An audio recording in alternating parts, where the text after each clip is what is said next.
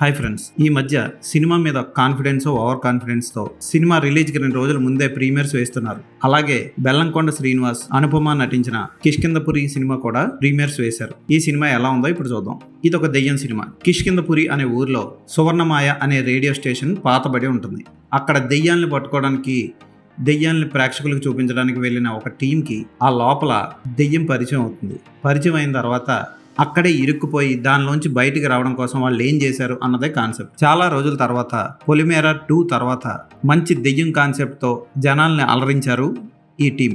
బెల్లంకొండ శ్రీనివాస్ సూపర్గా నటించాడు, అద్భుతం, సూపర్, ఎరగదీశాడు అని చెప్పలేం, కానీ సేమ్ జయ జానకి నాయికలో ఉన్న ఎక్స్ప్రెషన్స్తోనే ఈ సినిమాలో నడిచేశాడు. డైలాగ్స్ చెప్పడంలో మాత్రం ఇంకా అతనికి ఎక్కడ హై పిచ్ వాడాలి, ఎక్కడ స్లో పిచ్ వాడాలి అన్నది తెలియలేదు. ఎమోషన్గా చెప్పాల్సిన డైలాగు నొక్కిపెట్టి చెప్పాల్సిన దగ్గర కూడా సేమ్ టెంపోలో చెప్పేయడం విశేషం. అయినా పర్వాలేదు, ఈ సినిమాకి అది చాలు. అనుపమ